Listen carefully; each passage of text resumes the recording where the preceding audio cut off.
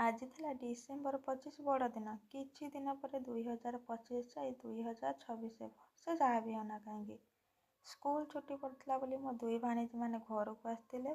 ଶାଶୁ ବୋହୂ ସକାଳୁ ଉଠି ବସି ପଡ଼ିଥିଲେ ଚୁଲି ପାଖରେ ପୁରୀ କରିବାରେ। ହସିବାର କାରଣ ହେଉଛି ମାଆଙ୍କୁ କହିଥିଲି ଅଟା ଚକଟିବା ପାଇଁ। ସେ ଏମିତି ପାଣିଆ କରିଛନ୍ତି ଯେ ପୁରୀ ଗୋଟେ ବି ଫୁଲୁ ନାହିଁ। ସକାଳ ଖାଇବାରେ ହେଇଥିଲା ପାଳଙ୍ଗ ପୁରୀ ସହିତ ମଟର ତରକାରୀ।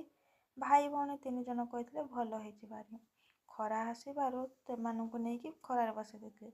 ମୁଁ କହିଲି କି ତମମାନେ ଏଇଠି ବସ, ମୁଁ ତମମାନଙ୍କୁ ମୁଣ୍ଡ ତେଲ ଲଗେଇ ମୁଣ୍ଡ କୁଣ୍ଡେଇ ଦେବି। ଜଣଙ୍କ ପରେ ଜଣଙ୍କ ପାଳି ପଡ଼ିଥିଲା। ଲାଷ୍ଟରେ ପଡ଼ିଥିଲା ମୋ ବଡ଼ ଭାଣିଜୀ ପାଳି।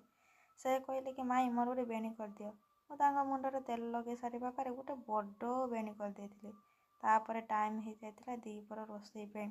ଯେହେତୁ ଆଜି ଗୁରୁବାର ଥିଲା କ'ଣ ରୋଷେଇ କରିବେ ଭାବୁଥିଲେ। ସେପଟେ ମୋ ବଡ଼ ଭାଣିଜୀ କହୁଛନ୍ତି ମାଇଁ ଆଜି ଗୁରୁବାର, ତମେ ଆଜି ଫୁଲକୋବି ଚିଲ୍ଲି କରିଦିଅ। ମୁଁ କହିଲି ହଉ ତାହେଲେ ଠିକ୍ ଅଛି, ମୁଁ ଆଜି ଫୁଲକୋବି ଚିଲ୍ଲି କରିଦେବି। ତାପରେ ମୁଁ ବସିକି କାଟୁଥାଏ, ସେପଟେ ସେ ତାଙ୍କର ବାହାରେ ଝାଡ଼ୁ କରୁଛନ୍ତି। ମୁଁ କହୁଛି ବାହାରେ କ'ଣ ପାଇଁ ଝାଡ଼ୁ କରୁଛ? ନା ମାଇଁ ଆଜି ଆମେ ବାହାରେ ଖରାରେ ବସି ଖାଇବା। ମୁଁ କହିଲି ତାହେଲେ ଠିକ୍ ଅଛି, ତମେ ବାହାରେ ଝାଡ଼ୁ କରିଦିଅ। ତାପରେ ଟାଇମ୍ ହେଇଯାଇଥିଲା। ମୁଁ ମୋର ରୋଷେଇ ସାରି ଦେଇଥିଲି। ସମସ୍ତଙ୍କୁ ଜଣଙ୍କ ପରେ ଜଣକୁ ପରସି ଦେଇଥିଲି। ସମସ୍ତେ ଖାଇକି କହୁଛନ୍ତି ମସ୍ତ ହେଇଛି। ତାପରେ ମୁଁ ବସିଥିଲି, କାହିଁକି ନା କେହି ଯଦି ପଛରେ କିଛି ମାଗନ୍ତି ମୁଁ ଦେବି ବୋଲି।